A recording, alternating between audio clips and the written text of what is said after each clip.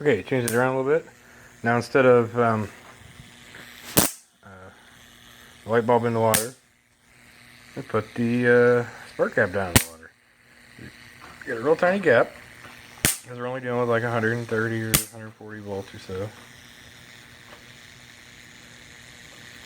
You see what's happening is it's making hydrogen through cavitation from high current arcing. And you see is if I get it real close, start to get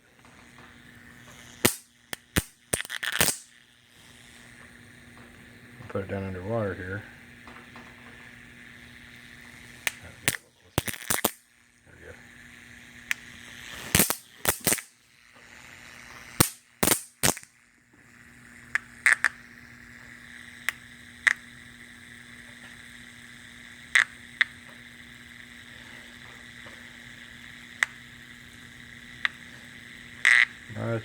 Much better. And we have the electrical arcing going on between the brass contacts, which is potentially releasing ionized brass particles, brass atoms in with the hydrogen gas.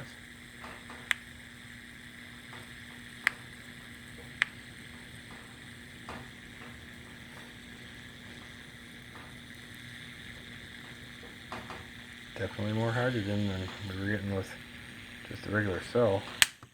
And we've got hardly any surface area here because it's just a tiny little point gap, as you can see there.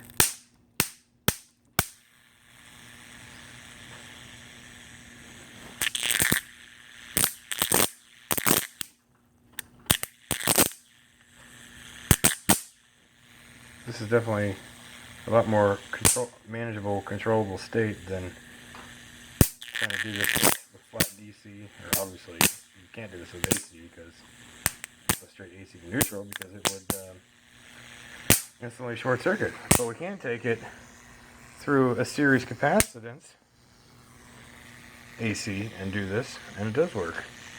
The same effect.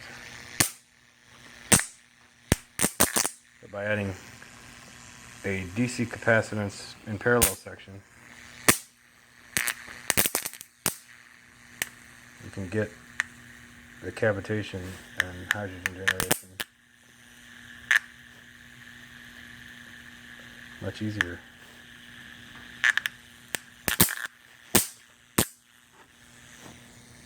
And since we're not using the neutral wire, this meter doesn't see any power being used. Power factor 1.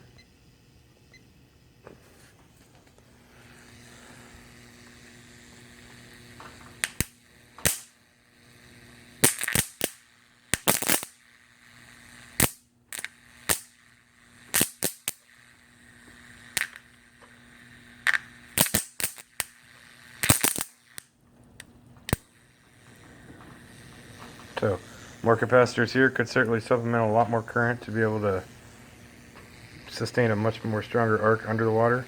I think that's where I'm going to head next. But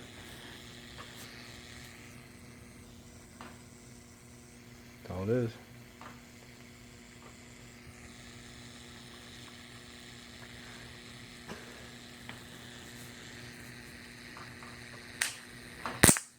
The fuel cell becomes a resistor after it's activated and resonating and being pulse width frequency.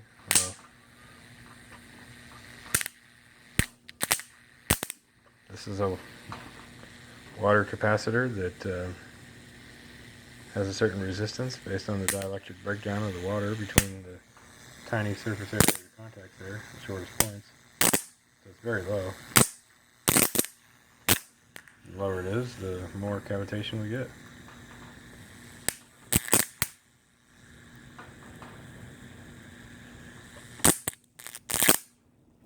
Yep. It wouldn't sustain underwater at really close range.